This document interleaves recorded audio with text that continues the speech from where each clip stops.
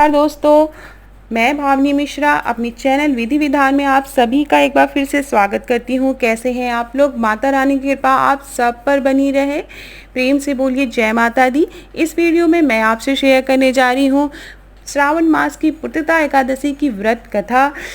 भगवान श्री कृष्ण ने युधिष्ठिर और अर्जुन को पुत्रदा एकादशी के महात्म्य को समझाया था, उससे उसकी कथा सुनाई थी। तो चलिए शुरू करते हैं। श्री कृष्ण ने एक बार अर्जुन से कहा, हे धनुर्धर, श्रावण मास के शुक्ल पक्ष की एकादशी की कथा की श्रवण मात्र से ही अनंत यज्ञ का फल प्राप्त होता है।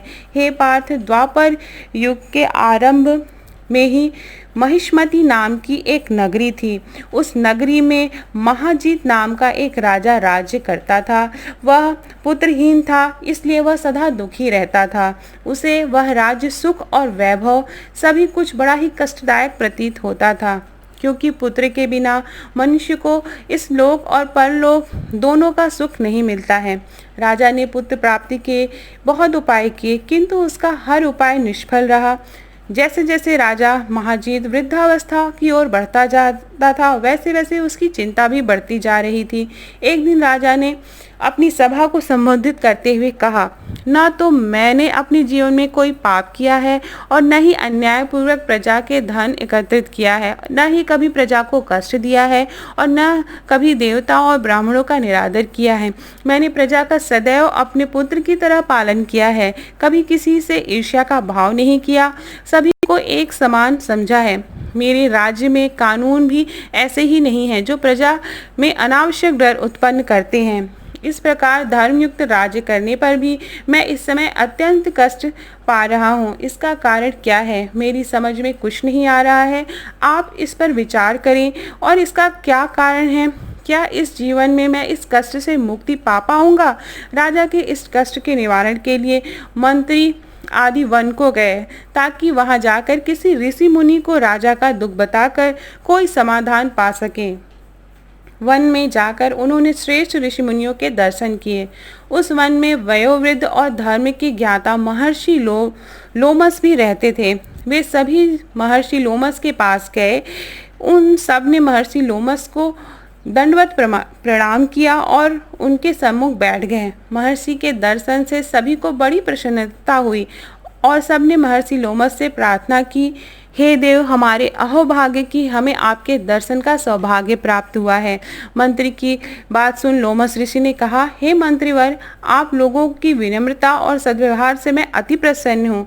आप मुझसे अपने आने का प्रयोजन कहें, मैं आपके कार्य को अपने सामर्थ्य अनुसार अवश्य ही करूँगा, क्योंकि हमारा शरीर ही परोपकार के लिए बना है।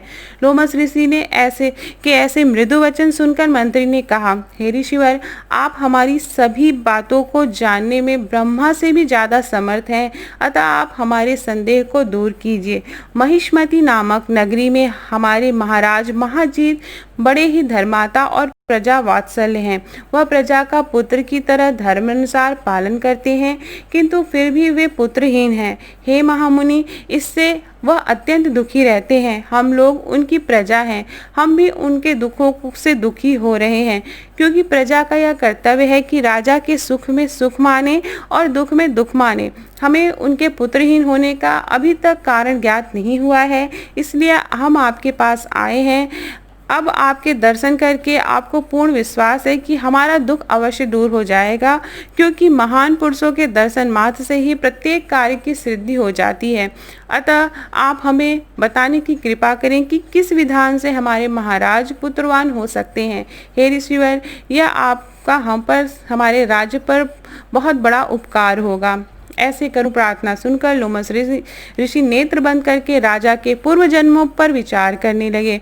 कुछ पलों बाद उन्होंने विचार करके कहा, हे भद्रजनों, यह राजा पिछले जन्म में अत्यंत उद्दंड था तथा बुरे कर्म किया करता था। उस जन्म में यह एक गांव से दूसरे गांव में घूमा करता था। एक बार ज्येष्ठ मास में शुक्ल पक्ष की एकादशी के दिन की बात है। यह 2 दिन से भूखा था। दोपहर के समय एक जलाशय पर जल पीने गया। उस स्थान पर उस समय ब्याई हुई एक गाय जल पी रही थी। राजा ने उस प्यासी को भगा दिया और स्वयं जल पीने लगा। हे श्रेष्ठ पुरुषों, इसलिए राजा को यह कष्ट भोगना पड़ रहा है।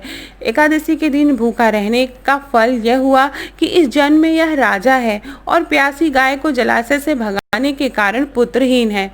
यह जान सभी सभासद प्रार्थना करने लगे, हे ऋषि श्रेष्ठ, शास्त्रों में लिखा है कि पुण्य से पाप नष्ट हो जाते हैं, अतः कृपा करके आप हमें कोई ऐसा उपाय बताइए जिससे हमारे राजा के पूर्व जन्म के पाप नष्ट हो जाएं और वह पुत्र रत्न की प्राप्ति हो।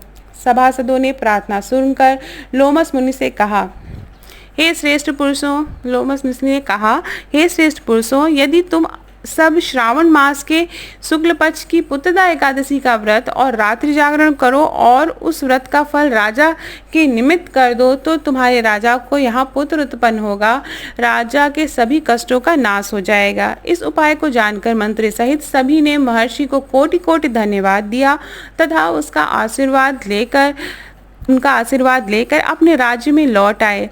तदनुपरांत उन्होंने लोमस ऋषि की आज्ञा अनुसार पुत्रदा एकादशी का विधि विधान पूर्वक उपवास रखा और द्वादशी को उसका फल राजा को दे दिया। इस पुण्य के प्रभाव से रानी ने गर्भ धारण किया और 9 माह पश्चात एक अत्यंत तेजस्वी पुत्र को जन्म दिया। हे पांडुपुत्र, इसलिए इस एकादशी का नाम पुत्रदा एकादशी पड़ा। पुत्र की इच्छा रखने वाले मनुष्य को विधान पूर्वक श्रावण मास की शुक्ल पक्ष की एकादशी का व्रत करना चाहिए। इस व्रत के प्रभाव से इस लोक में सुख और परलोक में स्वर्ग की प्राप्ति होती है। अब मैं आपको इस कथा का सार बताने जा रही हूँ।